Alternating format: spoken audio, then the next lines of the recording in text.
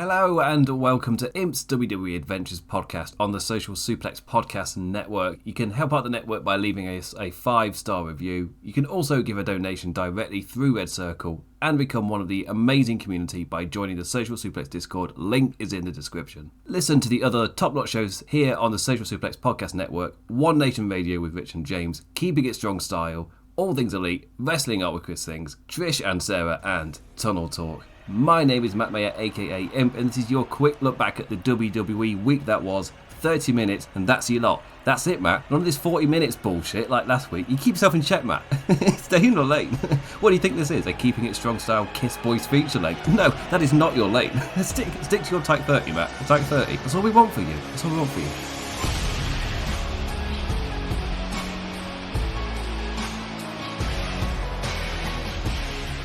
Roman and Cody's face-to-face. WrestleMania 15 days away, our main event competitors got their in-ring chin wag live in Milwaukee, Wisconsin. With Rocky taking such a strong hold of the spotlight, this was a much-needed night for Roman to step up. So, did he? In a week where we already know by this point of this show coming out what the main conversation is and who's kind of got the spotlight right now. But did Roman take his moment on SmackDown to step up? Kinda? And kinda not. This was really your standard Reigns title match face-to-face promo, but we're at that point where without that something special, he's going to fall far just below both Cody and The Rock, which is kind of a shame for his legendary reign-ending feud, but works so damn well as fuel for his potential Rocky match. And I really do think that this could work so well in setting up Rocky versus Roman down the line with the way that The Rock is stealing his spotlight right at the end. And it would make sense that Roman would take such huge grievance with what Rock is doing here. But, you know, for my read there to be a thing, that negative still needs to exist. That negative is still happening. Like Roman in the promo itself, this is what I mean by it's kind of like paint by the numbers. He's painting Cody a fuel for siding with Seth Rollins, which, hello, character continuity, that's at least nice to see. With Roman just having zero trust for Seth Rollins, can't believe anybody would ever trust him, which just makes all the sense in the world. Speaking of continuity, Cody bringing that reminder that he and his brother were the first team to beat The Shield. Cody bringing the bloodline bubble to the surface, turning the question right back onto Reigns as to whether he should trust The Rock at WrestleMania. Reigns on the ramp snaps his fingers and ushers the command, Solo and Jimmy out to ringside, but Cody did say that his word means as much as Roman's at the start when Roman questioned about it. And if Roman's not alone, both Seth and Jimmy out from the crowd too, a big old stare down between the 6 lads as Roman's bloodline theme switches to Cody's nightmare. And this was one hell of a visual, which was unfortunately for me a bit of a problem with the Roman side of the whole promo and everything. It is almost set up for everything that Roman usually does just to not quite hit the way that Roman is used to it hitting. And that included everything in this promo. The way that it normally addresses his opponents, everything was a standard Roman promo. However, Cody was just able to hit back on everything, including the numbers game. And I feel like that's why I look at the structure of this, the way that it's been constructed. And it just feels like all of the feelings that it's generating by watching it are stuff which is good for this feud and it's good for the future. But it's not going to pull Roman Reigns out of the shadow of The Rock. And what happened on Raw is just set him right back down. Like The Rock and Cody is the main focus. And sure, on WrestleMania Night 2, Roman will be the main event. However, if they're going to do what I would personally do, the Bloodline win Night 1, just to create the biggest mountain possible for Cody to climb Night 2. And that's where you get your over-the-top booking, which I've seen loads of people do online. Because as soon as they announce this Bloodline thing, you know what? I really wouldn't mind just all the rumours to be true, where we get John Cena, we get Steve Austin, we get absolutely everybody running down a whole Avengers look to your left moment with every single person coming out. Everybody from the Bloodline's past, not just Cody's past, coming out to help. And I wouldn't mind that. I get my 5-star awesome great wrestling from AEW. Like I'm getting my fill. If I'm overbooked silly bollocks, I would really like WWE just to go full in on that. Have the Bloodline win and then go as crazy as possible on Night 2. Deliver everything. Make it seem like the biggest mountain and then have everybody help and lift Cody up to get there. That's what I would do. Only problem is, of course, that Roman, this promo didn't really work. It was just a little bit flat. And you could critique it as, well, is that still by design to keep that grievance? But I would still, I think in this particular moment, I would have Roman actually step up. to actually feel like he could get his head above the surface a bit, because he is the third wheel, where Seth Rollins is the P-Neater fourth wheel, but Roman's the third wheel in this feud of The Rock versus Cody Rhodes, when you would really hope the big focus would be with Roman and Cody. But the story of The Rock making it all about himself is perfect for later down the line. It sets up more than just this match.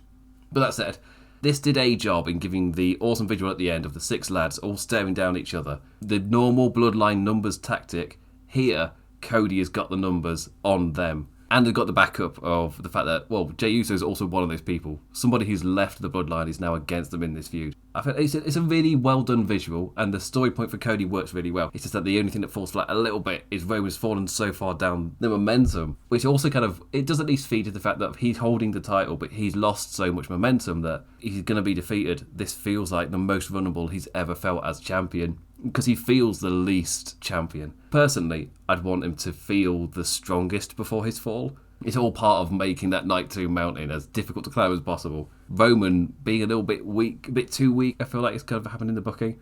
Like, Rocky got his physical moment. When he beats up Cody, he doesn't say, this is what you get when you F with the bloodline. He says, this is what you get when you F with the final boss. For me, that's very telling in terms of the different characters that they're going with. Roman and the Bloodline still need their moment to kind of show their dominance right before the fall. But it also feels like the build is kind of just actively telling us the normal Bloodline stuff isn't going to work this time. But this all feeds into Monday Night Raw, and obviously we'll kick off Raw talking about the amazing Rock and Cody segment. But for me, this did a lot of things right apart from elevate Roman. Roman was the one thing that didn't step up in this moment, which we kind of needed to, just because the promo was pretty generic Roman Reigns stuff, which we've heard a million times at this point. There needed to be something extra.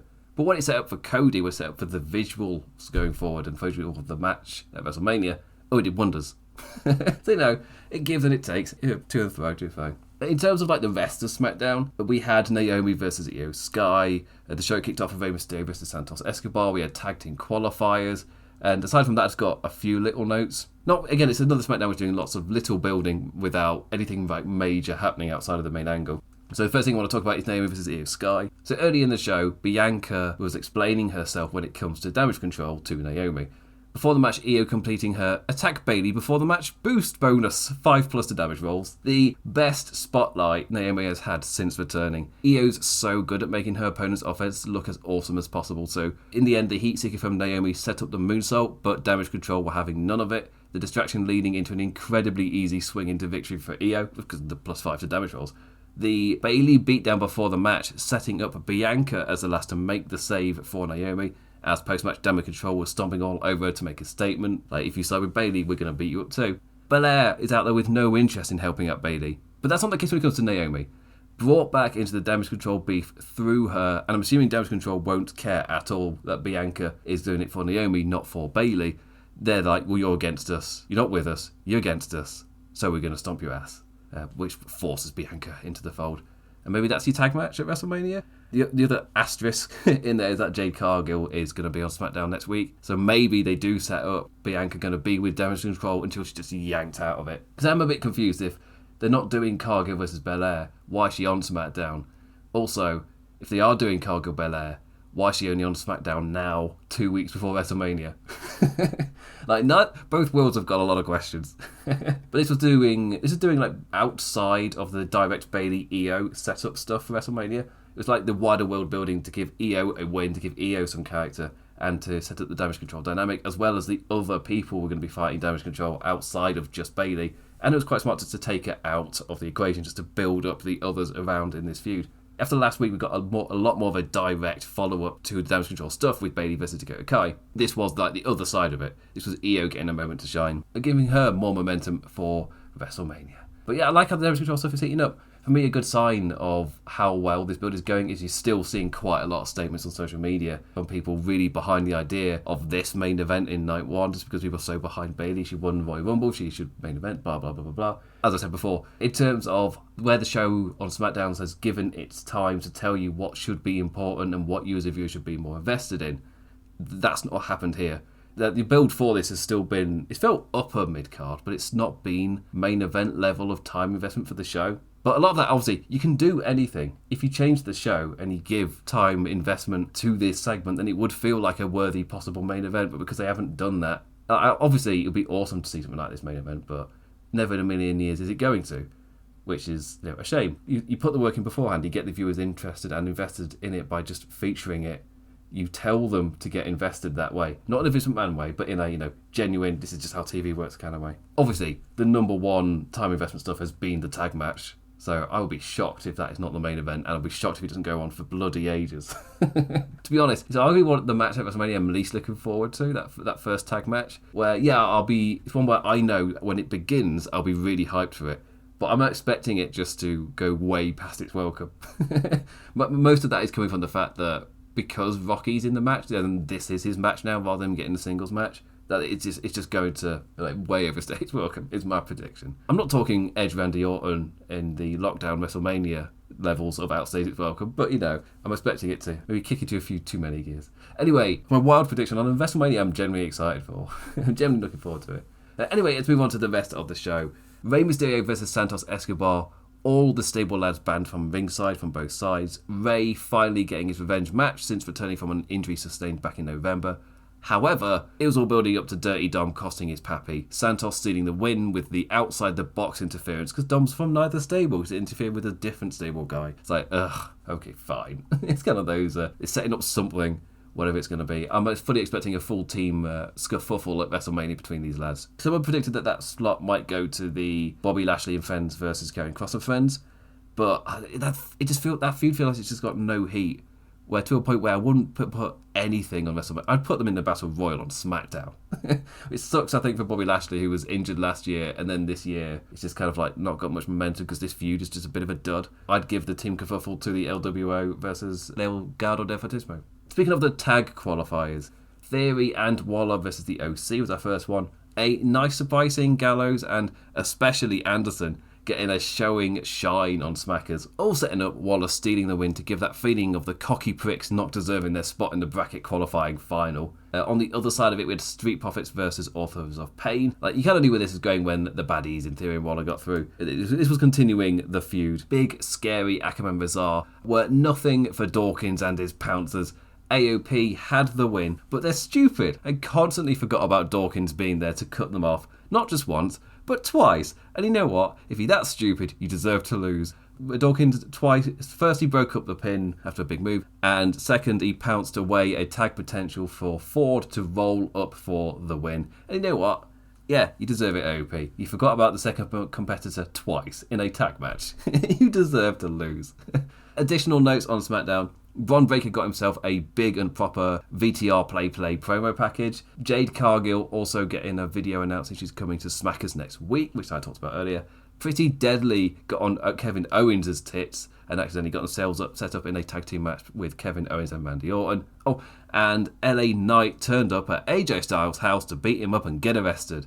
Man, that fella is an Attitude Era throwback in every way. That's an actual Attitude Era feeling. The home invasion angle where the babyface gets arrested by the police. Yeah, that's what the Attitude Era actually had in it. Not every time you get a good feeling from WWE, does that mean the Attitude Era is back? It just means they're doing good TV. Because a lot of the Attitude Era was actually quite shit. Especially in 1999. There's a lot of bad Vince Russo-isms in there. It is not a good time all the time when you're watching that. And with that said, let's jump over to Monday Night Raw. I feel like this week's SmackDown and Raw are weaving together. They're interweaving much stronger than before. When we get this close to WrestleMania, it kind of makes sense. We've got 2 SmackDowns left and 1 Monday Night Raw until WrestleMania is next weekend. So next week will be the final shows going into WrestleMania, which is it's right there. It's right around the corner. Anyway, let's jump over to Chicago. It was a hell of a Monday Night Raw at the Allstate Arena, so let's jump over to Chicago, Illinois. And pointing at that sign means exactly what I said. 2 main events. April 6th, defeating the final boss, defeating the tribal. What?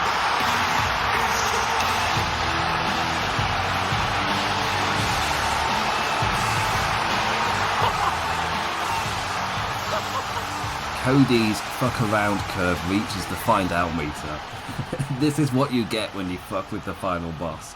Bleeped out. That's my main annoyance with this. Watching this on the TNT Sports feed, we get the same bleepings and cuttings out for the feed that we get from America. But over in the UK, we'd let that stand. Because I think I talked about this before, we've got something over here called the Watershed, where everybody's an understanding that from 9 p.m, you're going to hear swear words, you might see a pair of boobies, you're going to see more violence. Like where everybody was, you're going to see more adult content from 9 p.m. onwards. And that obviously, that also includes just, stories that children might find boring. Like a slow-paced period drama would also probably be on after the watershed.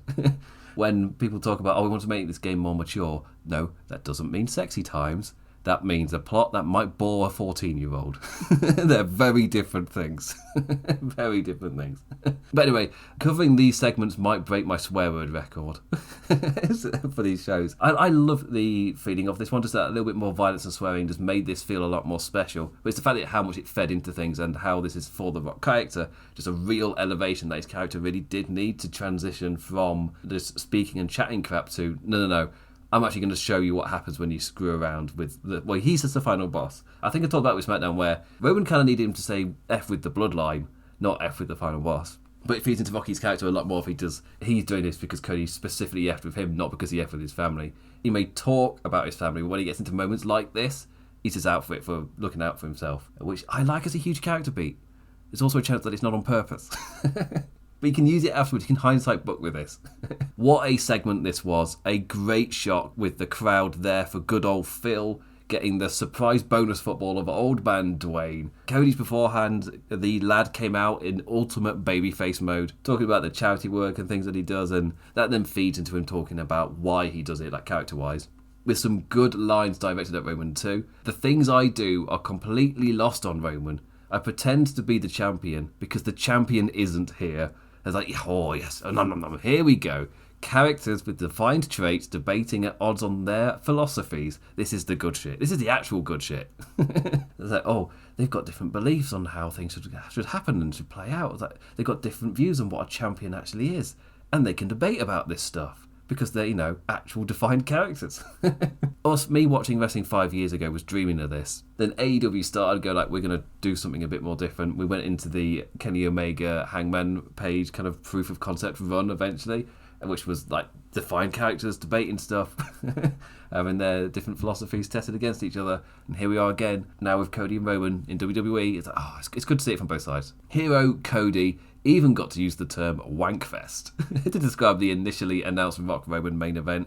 As a British person, I highly approve of the use of the term wankfest. I don't know if that didn't get bleeped, so I'm assuming in America that's not as big a deal. Over here, if you said that before the watershed, if you say that at 7 p.m, that's getting cut out. You can't say wank. you can't talk about masturbating before that time. Getting the crowd on his side to point at the WrestleMania side with him, using that promo hype to be the exact perfect time to surprise with the final boss. Lightning on the Titantron, amazing. Camera just flat, establishing shot as Roman comes out, using that promo hype. As you know, they pressed the button on the WWE game to camera-facing stage, and just using that now. Posing for the crowd and letting the atmosphere soak in.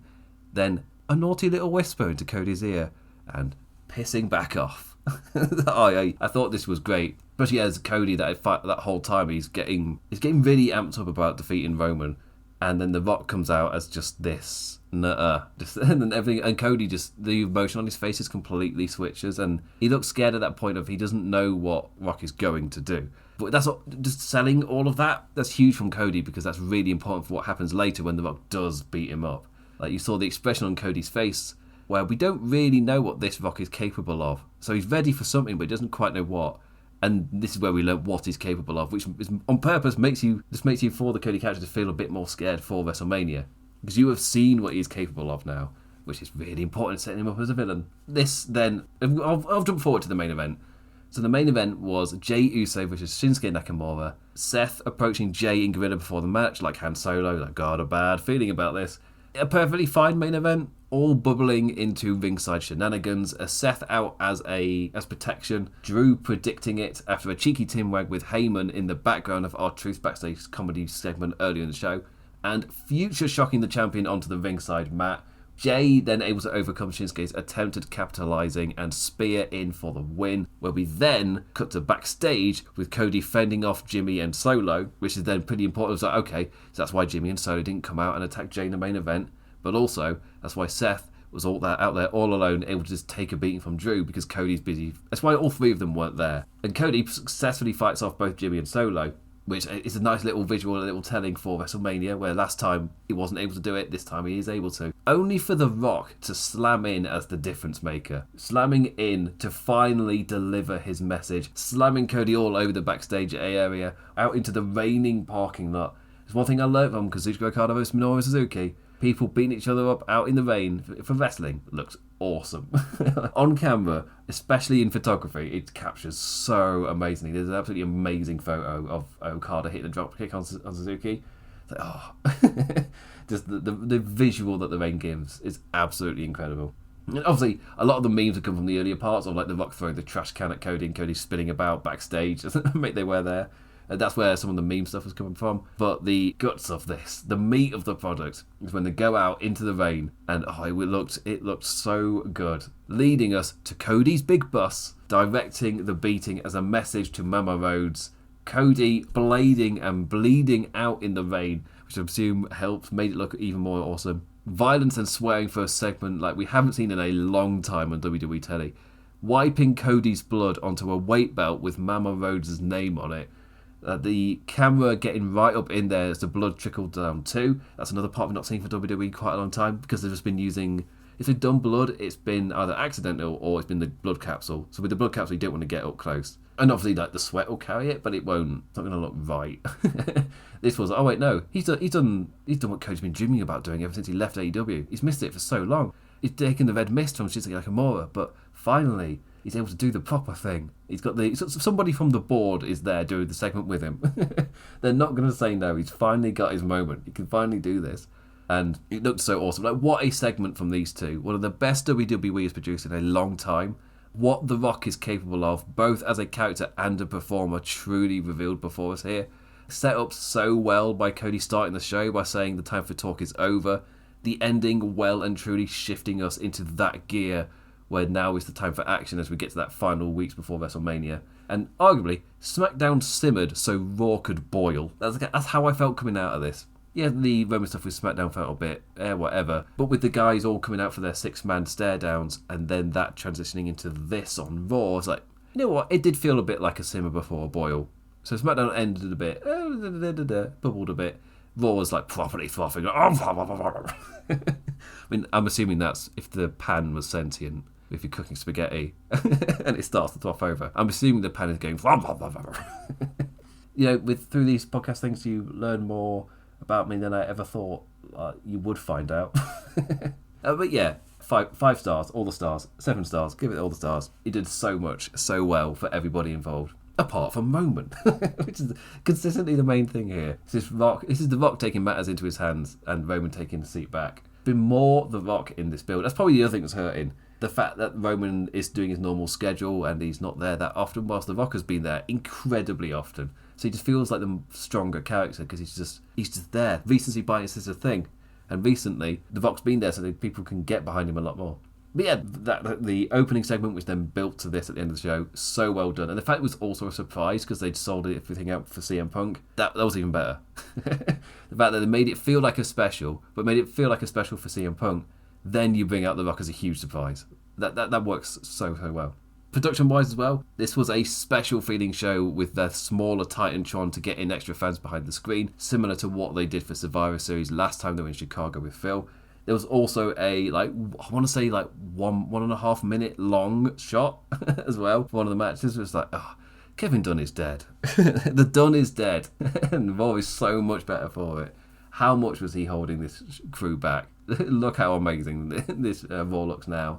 With all the little incremental changes made. It's like little things, one after the other, week after week. But you keep building those things. You keep edging out the done isms. And eventually you get a product that feels well and above AEW at the moment. And AEW used to feel light years ahead of Raw under the Dunn era. But now, I feel like over the course of the last... how many months has it been since Dunn left? Like 3 months? I feel like Raw might be my favourite production at the moment. There's still a bit of stuff which might be WWE-isms, just in terms of there's still a little bit too much fast cutting. And maybe for your personal preference, it can be very shiny, where it's like overly lit or whatever, but they've lit the audience way darker during matches. The boards around ringside are black with the Raw logo during matches. You still get your shiny colour, but you get it during entrances, not matches. With matches, it dies down quite a bit. Honestly, right now, I prefer WWE's, but that's because they keep doing new interesting stuff that keeps getting my attention, while for AEW, they're doing the same interesting stuff they've been doing for a while that did get my attention, but now they've been doing it for a while, so I'm not like, new thing, like I am with WWE. Drew McIntyre, Seth Rollins, and CM Punk. The actual reasons the fans were there. You don't drink, you don't do drugs, but you spend most of your time in rehab. Hater Drew is still my absolute favourite character on this show. Drew, the most grounded lad when he's talking about others, sitting cross-legged on the announce desk to chat shit at CM Punk.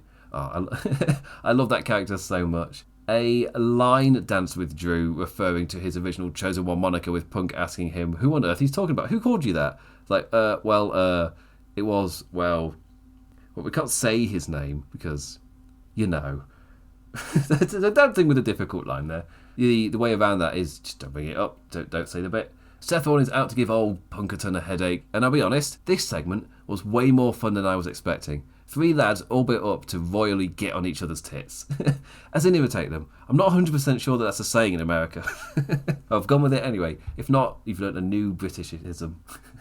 Seth having no respect for Punk. Punk not impressed by Seth. Drew grounded in his rational dislike for both. Cody and Punk together in pointing out the Scots hypocrisy. I really like the dynamic between all 3 of these people here. When I watch this, I'm like, it's a shame we've not got a triple threat because Punk's injured. But I know it was building up to likely look like it would be Punk versus Seth only. But Punk, McIntyre, Seth all 3 of them together are incredibly interesting. That arguably feels more interesting to me. The fans may have wanted their man, their CM Punk, their Chicagoan, to be their special referee after a maybe unwise nudge from said man. But it's announced that Punk will be on commentary for the title match at WrestleMania, which is the main point of this segment. But it did create a really fun dynamic between all 3 guys, which will play out and really, really aid the match at WrestleMania. Rhea Ripley and Becky Lynch, I felt like have done a really good job of getting you invested with the time that's been given to them. Bringing Becky's big bouts to the forefront of attention. The last was limping after her match in their show ending face-to-face last week. Rhea Ripley, fresh as a daisy, as Lynch put it. The Aussie making the point that fighting your way to WrestleMania isn't exactly the smart play. And proof of how over Rhea is, she can throw out a super baddie, villainous line about Becky's daughter watching WrestleMania and calling Ripley Mammy, and they still chant her name like she's their chosen hero. Becky gets booed because she's not Rhea Ripley. Rhea Ripley can say this and she's still cheered. Tells you how incredibly over she is. And how much, for me, this match is the absolute perfect match to then get Ripley over to that next level. There is one guaranteed correct alignment reaction though. Becky slapping Dominic, getting a huge lovely pop. The ball afterwards getting a great reaction too. Hey, Ripley may be the most over woman right now, but the crowd was hot to see both have that encounter. They went crazy for them both doing that. It's when they're having their talks back and forth, and if they do the punch yay, Ripley may be in favour. But they went crazy for them both interacting. Like, they are actually invested. The crowd isn't being a dick to one of them. Like, no. They've actually invested in both of these women. And for me, that was proven by the Raw reactions that the crowd got.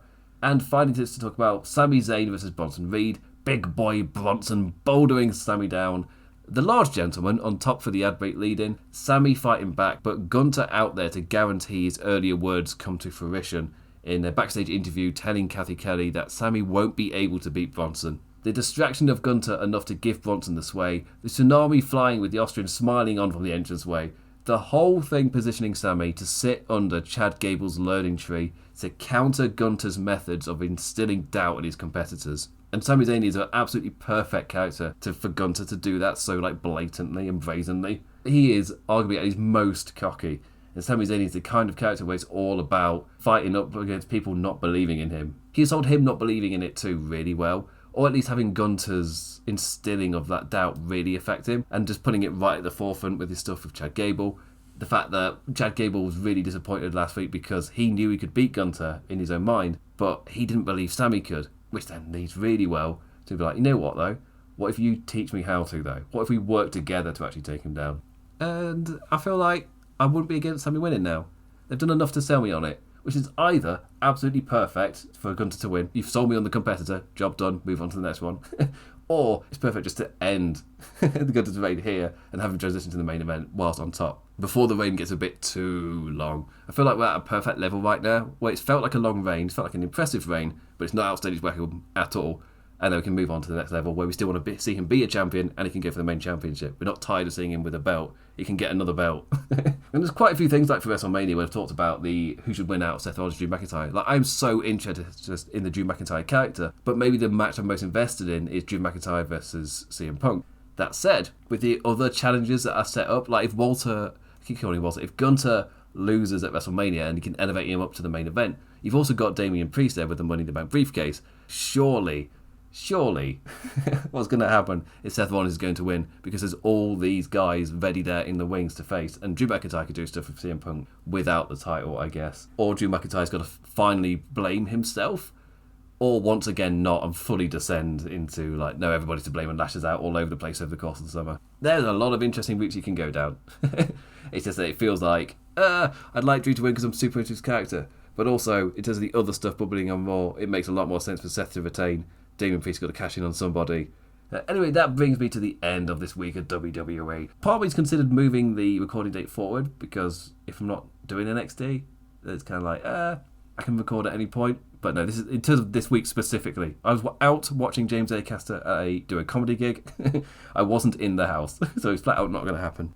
And that's when I remembered, oh yeah, that's why I moved it to Thursdays. I was not in on a Wednesday way too much and kept shifting the recording days. Like, no, I should just keep it on a Thursday. I seem to be in on that day. It's actually, I'm never not in on a Thursday, it seems. So I might as well just stick with that. Anyway, that brings me to the end of the review for the week. A decent week in terms of setting up WrestleMania. As I was talking about, it felt like Raw and SmackDown interweaved the best that they have done so far. They did a really good job of getting you excited for SmackDown. And we've only got 2 more episodes. We've got 2 more episodes of SmackDown, we've got 1 more Raw, and then we've got WrestleMania. So this time next week will be the final stretch, the final line. When this goes live, it'll be the day of the Hall of Fame, if they're still doing that. I haven't actually checked. It's a SmackDown before WrestleMania, whatever they call it, WrestleMania SmackDown or whatever, where they do the Battle Royal and things. Or if they still want to do that, because there were some things that got shifted weird under Vince towards the end. So maybe he gets put back onto the show or the pre-show or whatever. We'll see. I'm excited for WrestleMania. It might be a bit long. It might be not to everybody's cup of tea just because it's not going to be, AEW 5-star, crazy. But it is going to be a super fun couple of nights. That's kind of what WWE do really well. Often, if WrestleMania's not had a great build or whatever, it doesn't really matter because the show itself is normally a great spectacle, even if the matches aren't like that amazing. But I feel like this year, there is almost like last year where it's just that the card has got a lot of strength in it as well as the spectacle. Something Vince didn't always understand. Anyway, with that said, I say thank you for listening, liking, engaging in any form, any manner. Always appreciated, never taken for granted. I'll be back next week, right before WrestleMania, to talk about WrestleMania. And with that, I bid you adieu. Adios.